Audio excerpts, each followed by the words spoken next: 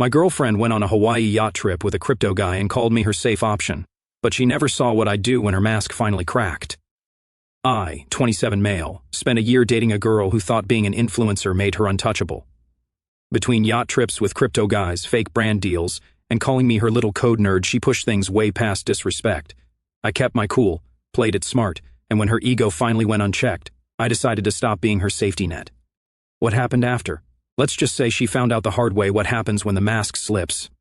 So yeah, I'd been with Audrey for about 9 months when all this started to get messy. She'd moved into my apartment 2 months before, and at first it was fine.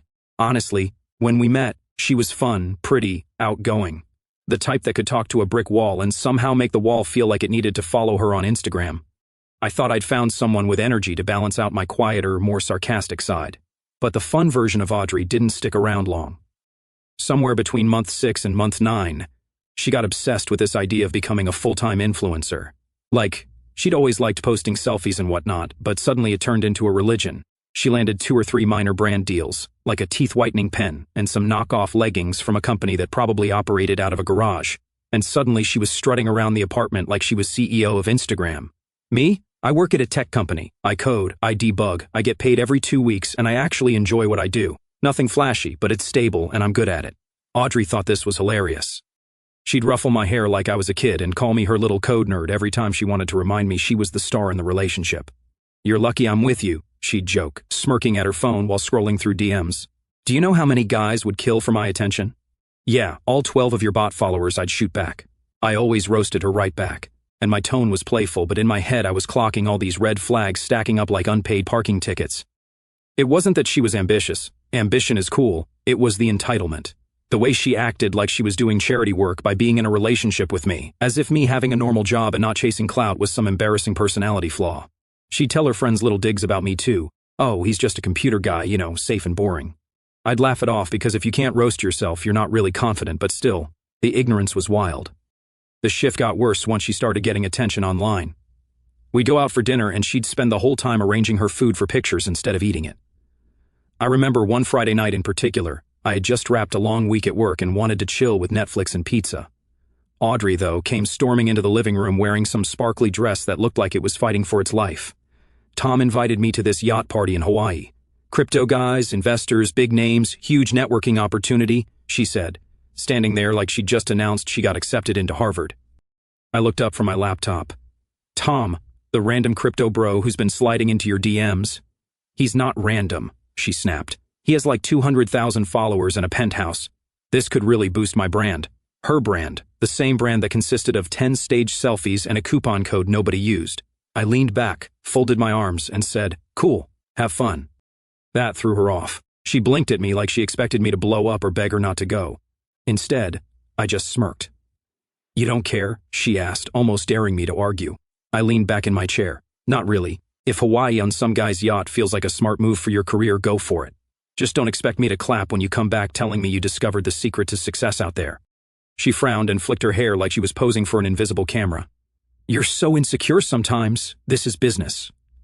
I gave her a slow nod. "If that's what you want to call it, then sure, I'm not stopping you. Just remember, every business decision has consequences." She hated when I didn't rise to the bait. I could see it in the way her jaw clenched. But me, I was done with her BS. Internally, I'd already decided this wasn't a girlfriend anymore. It was a walking PR stunt waiting to implode. That night, lying in bed alone, I thought about everything. The constant digs, the ego, the way she acted like she was the prize when in reality she was just delusional with a ring light. 9 months in and I wasn't dating Audrey anymore. I was babysitting her.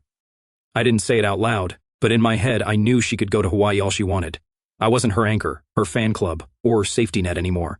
If she wanted to act like an influencer, I was about to show her how fragile her image really was. And for the first time in weeks, I actually slept easy.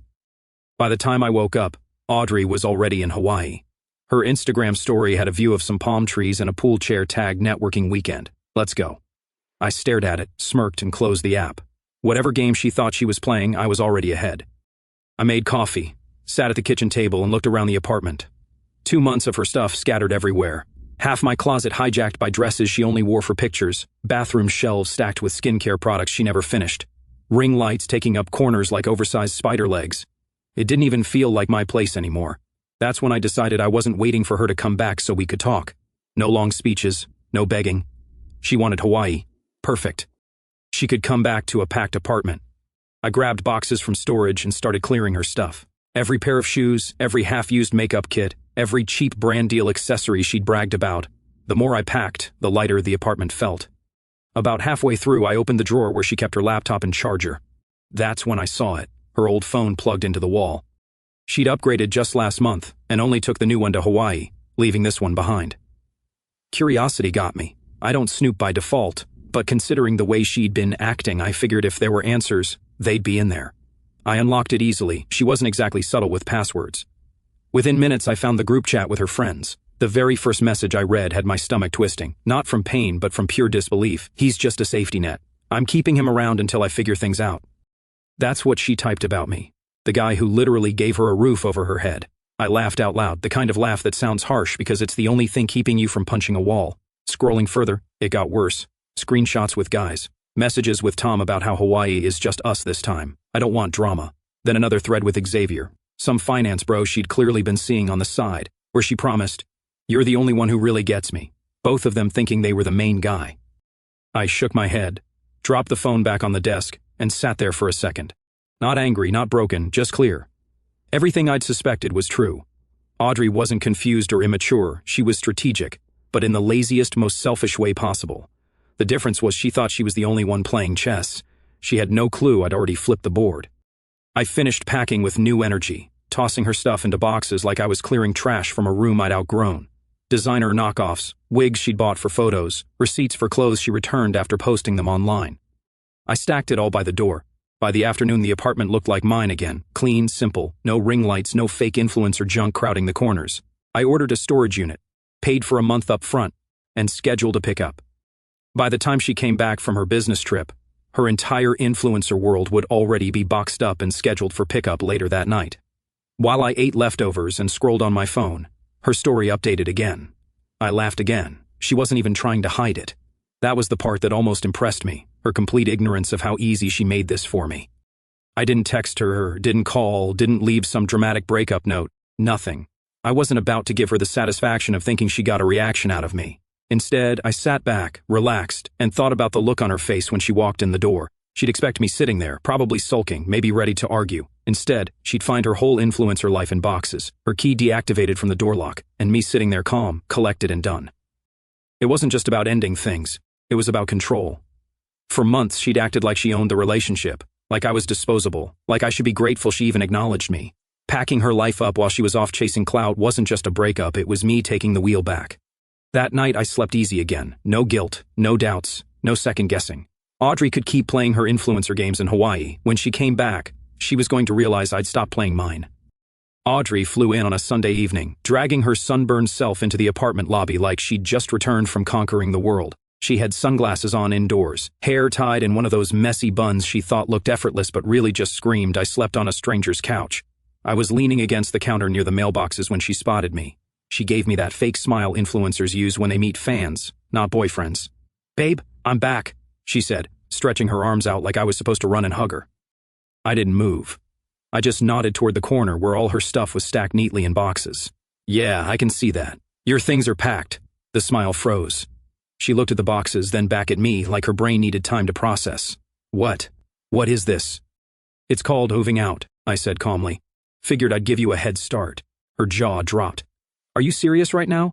After everything I just built this week, after the connections I made, you're going to throw a tantrum because I went on a networking trip?" I almost laughed. "Networking? That's what we're calling yacht lap dances now?"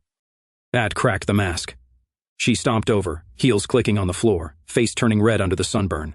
"You're insane. You're literally insecure. That's your problem. You can't handle a woman who has options." "No," I said, steady as a rock. "I just don't babysit adults, especially ones who think clout is a career." That one hit. She pointed a manicured finger in my face. "You're a loser code nerd. That's what you are. I gave you a chance. Without me, nobody would even notice you exist." I smirked. "Funny, the last 9 months everyone's been noticing how loud you are. Doesn't seem like you needed my help blending in." Her volume rose fast. She was shouting now, drawing eyes from neighbors coming in and out of the building. "You'll regret this. I'm the best thing that ever happened to you. No one else will ever put up with you. You'll die alone in your stupid little tech job while I cut her off, tilting my head toward the boxes. Yeah, big future. But right now you've got less than an hour before the storage guys swing by, so maybe start wheeling your empire outside. That set her off like gasoline on fire. She grabbed one of the boxes and hurled it to the floor, spilling clothes and fake designer bags everywhere. Then she shoved the box with her foot, screaming about how I ruined her life. By now the lobby had an audience. Neighbors lined the walls, some pulling out phones, and that's when it happened. A guy from the third floor, someone I barely knew, raised his phone and whispered loud enough for me to hear, "Yo, isn't that the Instagram chick?" Audrey must have heard too because she spun toward him, hair whipping, and yelled, "Don't you dare record me!" Which of course made him keep recording. She stomped, she screamed, she called me every name under the sun. The guy got the whole thing, her red face, her shrieking about me being a loser, her claiming she was too good for me while standing next to spilled boxes of her junk. Finally, I stepped aside, folded my arms, and let her burn herself out. The more she yelled, the calmer I looked. To anyone watching, it was obvious I wasn't the crazy one here. After about 10 minutes, she stormed out of the building, dragging a half-filled suitcase behind her. Phones followed her down the sidewalk like she was a celebrity on her way to rehab. By the next morning, the video was online. It started small, a local Facebook group post titled, "When Influencer Meets Reality." Then it got reposted on Instagram, then Reddit. Comments flooded in, "This girl's delusional. Who screams at their boyfriend in public like that? I know her. She thinks she's hot stuff, but she owes people money for collabs. Imagine being this entitled over fake followers." Audrey, true to form, tried to spin it. She posted a selfie in her car later that day with a caption, "Jealous people can't stand to see others succeed. Haters gonna hate. I'm still shining." But the comments didn't go her way. People dragged her in real time, bringing up the meltdown video. "Shining? Girl, you look like a toddler throwing a fit at Toys R Us." Her influencer glow cracked in less than 20 to 4 hours. She kept posting more defensive captions. Strong women get attacked the most, but every post got flooded with clown emojis. Me? I didn't post a thing, didn't respond, didn't even like a comment. I just sat back and watched as the empire she thought she'd built collapsed under the weight of one video and her own ignorance. And that's when I realized something important. For all her bragging about power, Audrey's entire identity was built on people's perception. One crack in the image and she couldn't hold it together. The neighbor who filmed it handed me the real win. I didn't have to scream, didn't have to argue. I just had to stand there calm while she proved to everyone exactly who she was. The meltdown video did its job. Audrey's shiny little influencer mask had slipped, and people weren't buying the haters or jealous act anymore. But if there's one thing about Audrey, it's that she couldn't accept losing control, so she doubled down online. Every day for a week she posted selfies with captions like, "Strong women are always misunderstood, and some people just can't handle confidence." The comments weren't kind. Half her followers bailed, and the ones who stayed either clowned her or asked what really happened. Watching her dig herself deeper was almost entertaining. Meanwhile, I stayed quiet. Didn't like, didn't comment, didn't give her a single breadcrumb. If she thought I was sitting in my apartment sulking, all the better. Instead, I was setting things up. Audrey had two main orbiters, Tom the crypto guy and Xavier the finance bro. Both thought they were exclusive with her. I knew from her old messages that she was feeding them the same lines. "You're the only one who understands me. I hate drama. It's just us." Classic. So I created a couple of burner accounts.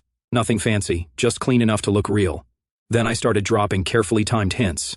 To Tom, I sent screenshots of Audrey with Xavier, captioned, "This your girl?" To Xavier, I sent the yacht clips of her with Tom, adding "Thought you should know." No commentary, no follow-ups, just enough to plant the doubt. It didn't take long. Xavier posted some cryptic story about snakes always expose themselves while Tom wiped her from his feed entirely. I didn't need to stir the pot was already boiling. Audrey, of course, had no clue. She thought she still had them wrapped. So while I was playing chess, she was still out there posting staged latte shots and pretending her life was thriving. Then came the office incident. It was a Wednesday morning. I had just walked into the lobby of my building, coffee in hand, when I heard my name being screamed like a fire alarm. "You think you're smart?" I turned and there she was, Audrey, storming through the doors like a hurricane in sunglasses. Security tried to stop her, but she shoved past, eyes locked on me. "You think you can humiliate me?" she shouted, her voice echoing off the marble walls. Everyone froze. People at the front desk, CO workers waiting for the elevator, even the janitor leaned on his mop to watch. She stomped up, grabbed my shirt collar and hissed, "You'll regret this. I made you. You're nothing without me." I just looked at her, calm as ever, and said, "Audrey, you're proving my point again." That only made her scream louder. She started shouting about how I'd never find anyone better, how I was pathetic, how I was jealous of her lifestyle. At one point, she actually looked at everyone and yelled, "You code nerds are all the same," in front of half my CO workers. Security finally pulled her off, dragging her toward the doors as she kicked and cursed. Phones were out everywhere. I didn't even need to record. A dozen people already had.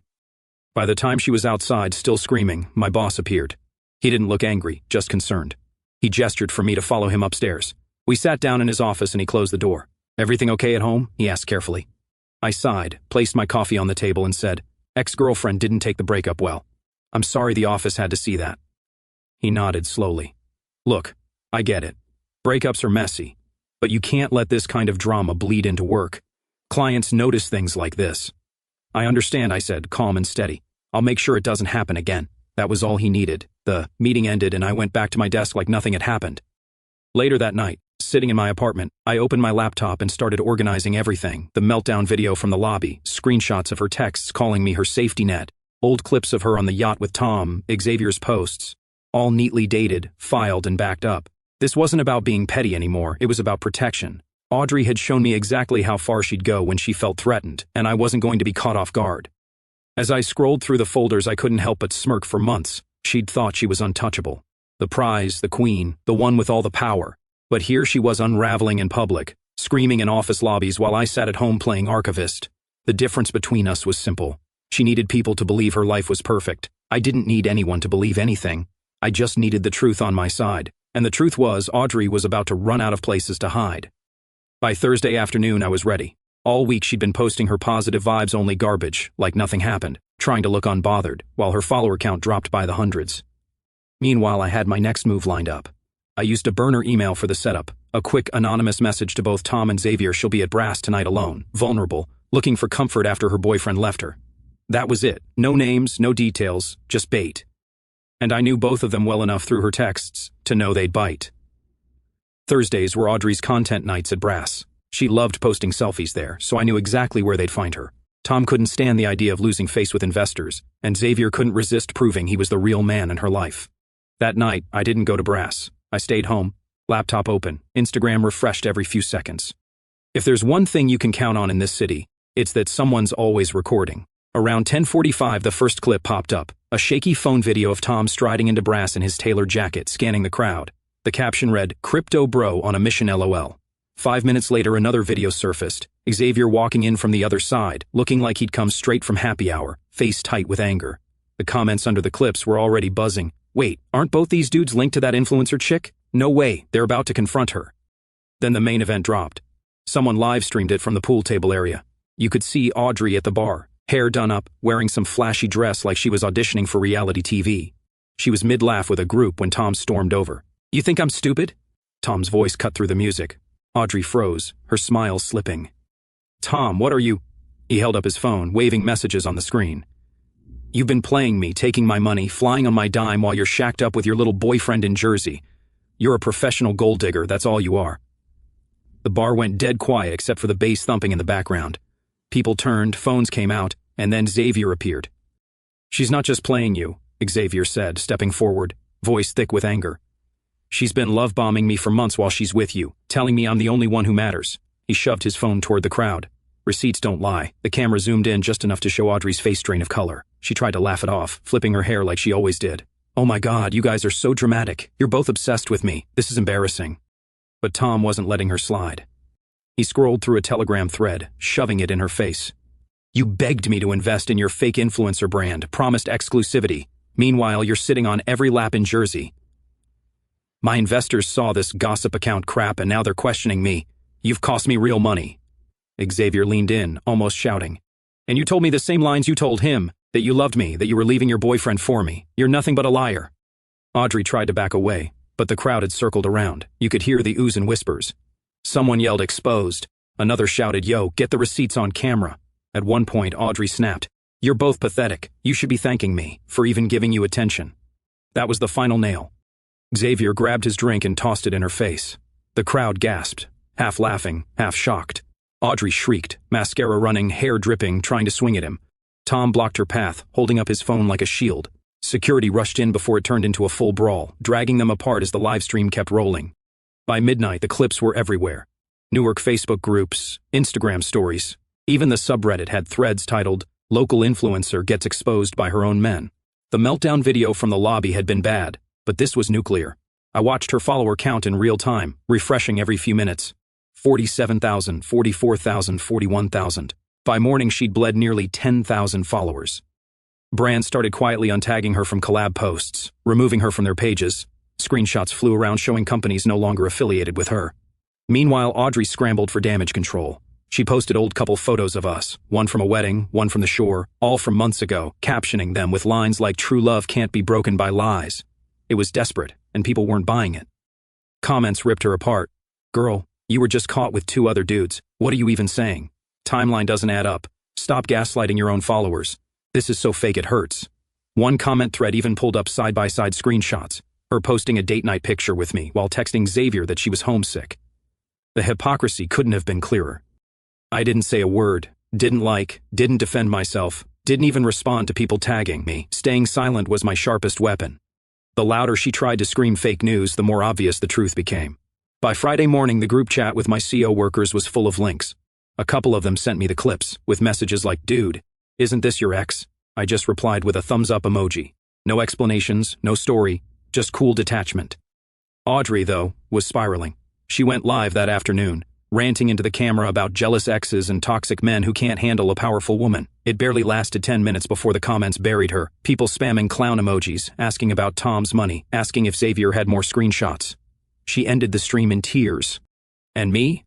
I sat back in my chair sipping coffee, watching her empire burn itself down. I didn't need to touch a match. I'd set the stage, let the players walk in, and the whole thing collapsed on its own. Audrey wanted to be an influencer. Well, now she was, just not in the way she planned. The meltdown at Brass had already gutted her reputation, but instead of lying low, she doubled down. Her Instagram stories swung between crying selfies and clips of her partying with random guys like nothing had happened. It was like watching someone slam their foot on the gas while the car was already on fire. Then came the night she decided to bring the chaos straight to my front door. It was past midnight on a Tuesday. I was finishing up a late project for my tech job, headphones in, zoning out on code when the pounding started. Not just knocking, pounding. My phone buzzed at the same time with her name lighting up the screen. Call after call. I ignored it. The pounding got louder, then came her voice echoing through the hallway. "Open up! You ruined my life!" I stood up, took a breath, and cracked the door just enough to see her. She'd probably tailgated in behind a neighbor since her key was already deactivated. Mascara smeared, hair a tangled mess, swaying like she could barely keep her balance. In one hand, she was holding her purse. In the other, a crumpled phone. "Go home, Audrey," I said, calm as ever. "This isn't your place anymore." She shoved hard against the door, slipping past me before I could close it. Suddenly, she was in my living room screaming, throwing her bag onto the couch like she still lived there. "You think you're so smart, don't you?" she spat. "You humiliated me. Everyone's laughing at me because of you." She grabbed one of the picture frames off my shelf and hurled it against the wall. Glass shattered across the floor. Then it was books, a lamp, anything she could get her hands on. My apartment sounded like a demolition site. I didn't move, just stood with my arms crossed, watching her tear through my stuff like a tornado. The more I stayed calm, the angrier she got. "You ruined everything," she screamed again. Then she stumbled into the kitchen. I heard the drawer yank open. When she turned back around, she had one of my steak knives in her hand. For a second, the room froze. She pointed it at me, shaking, her eyes wild. "I should make you pay. You took everything from me." I didn't flinch, just kept my voice low and even. "Think carefully, Audrey, because the only thing left for you to lose is your freedom." The hallway door opened down the hall. My neighbor's voice called out, "I'm calling the cops." Another door cracked open, a phone already recording. Audrey screamed and waved the knife, but the sight of the cameras must have hit her. She dropped it with a clatter, then collapsed on the couch, sobbing into her hands. By the time the cops arrived, she was still crying, but too out of it to argue. They asked me if I wanted to press charges for property damage and harassment. I just pointed to the broken glass, the knife on the floor, and the neighbors in the hallway with their phones still out. It wasn't even a debate. They cuffed her right there, walked her out of the building while she screamed over her shoulder, "He set me up. He's a nobody." That video hit local gossip pages within an hour. The next morning, I had an officer knocking on my door with paperwork for a restraining order. He said it would be smart to file since she'd already crossed into dangerous territory. I signed it that afternoon. Meanwhile, her parents were finally getting dragged into the fallout. Her brother Derek, a decent guy by the way, told me later their dad's business partners had seen the mugshot that made it onto every gossip blog and even a couple news sites. The aspiring influencer was now officially labeled a criminal. That wasn't good for the family's image. They cut her off financially within the week, and as if her own actions weren't enough, more skeletons started tumbling out. screenshots of her buying followers, DM screenshots where she begged brands to gift her products in exchange for exposure. Even receipts showing half the designer stuff she flaunted online were knockoffs shipped from overseas. The image she'd built, the one she thought made her untouchable, was shredded beyond repair. Her bail hearing came up fast, and the judge didn't waste time. Between the harassment and the stunt with the knife, it was clear she wasn't stopping. He revoked her bail on the spot. Watching her get led back into custody in an orange jumpsuit while her parents sat in silence behind her was the kind of finality no influencer filter could hide. Audrey had always chased clout, always needed to be the center of attention. She got it now, just not the way she imagined. And me? I walked out of that courthouse calm, collected, and completely done. For the first time in months, I didn't feel like I was carrying her chaos around with me. No buzzing phone, no late-night knocks on the door, no waiting for the next disaster. Just quiet, and honestly, quiet felt like winning. I moved into a smaller place in Harrison the next week. Nothing fancy, just clean walls and no memories of Audrey dripping off the furniture. While packing, I found all the junk she'd given me, the watch she bragged about that I later realized was bought with Tom's money, the cologne she said would make me smell less like a code nerd, even a shirt she swore would make me look more like Xavier. All of it went into donation bags. I dropped them at Goodwill and drove away without looking back. The court dates kept coming. She pled guilty to harassment and to the stunt with a knife. Her lawyer tried the mental health angle, saying she needed treatment instead of punishment, but the judge wasn't having it. With her record of tantrums and threats, he gave her 6 months in jail with time served counting toward it, then 2 years probation after mandatory therapy twice a week. No social media accounts for the entire probation. She also had to pay restitution, basically covering my therapy bills and moving costs. Watching her stand there in an orange jumpsuit, handcuffed, hair grown out with her dark roots showing, I barely recognized the girl who once strutted around calling herself a brand. She just looked small, hollow. Her parents sat in the back row. Her mom cried into a tissue the whole time while her dad just stared straight ahead, stone-faced. Derek caught me in the hallway after and said, "We failed her for years. Always bailed her out, always made excuses, and now she's paying for it." I just nodded. I wasn't in the mood for their family's realizations. A few months later, I was on my way to a conference in Boston and stopped at a turnpike rest stop for gas. That's when I saw her. Audrey, hunched over at a pump, wearing baggy sweats, hair in a messy bun, no makeup, driving some beat-up Civic that looked older than both of us. For a second our eyes met. She looked down immediately, turned her back, shoulders caved like she wanted to disappear. I walked inside for coffee and never said a word. That 2-second glance told me everything I needed to know. Life after her wasn't instant sunshine, but it was mine again. I built new routines, found a different gym across town, switched up my commute so I wouldn't pass places that reminded me of her, started grabbing coffee from a shop near my office where nobody knew my business. Slowly the noise around her quieted. People stopped tagging me in gossip threads. At work, the whispers died down, and my boss even gave me a bump to senior developer. Somewhere in that stretch, I met Sarah. Not at a bar, not on an app, just at a bookstore where she was picking up stuff for her third-grade class. She didn't have Instagram, didn't care about clout, didn't even know what half of Audrey's drama was about. That alone felt like a reset button. With her, everything was simple, real, no need to perform for strangers online. Audrey's family eventually sold their Newark house and moved to Pennsylvania. Derek emailed me once attaching a scanned copy of some apology letter Audrey wrote in therapy. Most of it was just her blaming Xavier for cheating on her, blaming her parents for enabling her, blaming me for exposing her instead of just walking away. It was the same story she'd been telling herself forever. Everyone's fault but hers. I read it once and deleted it. The last time her name came up was months later when Jenna, of all people, stopped me at Penn Station. She said Audrey was working at some nonprofit in Pennsylvania, still in therapy, still keeping her head down. "She's boring now," Jenna said with a shrug. But maybe boring is what she needed, and maybe she was right. For me, closure didn't come from watching Audrey crash. It came from realizing I'd already moved past it while she was still stuck. I didn't need her apology, didn't need her family's explanations, didn't even need the gossip pages to validate what I went through. I had my life back. One weekend, Sarah, Marcus, and a couple friends grabbed dinner at a small place in Newark. We sat outside laughing over stupid stories from college, passing plates back and forth. At one point, Sarah found an old photo while helping me unpack, me and Audrey at the shore, smiling like we were happy. She looked at it and said, "You both look happy here." We were performing happy, I told her. Now I know the difference. We raised our glasses. Not to revenge, not to Audrey, not to the mess she left behind, just to new beginnings, lessons learned, and finally being free of someone else's chaos. The Audrey chapter was closed, and this time it stayed that way.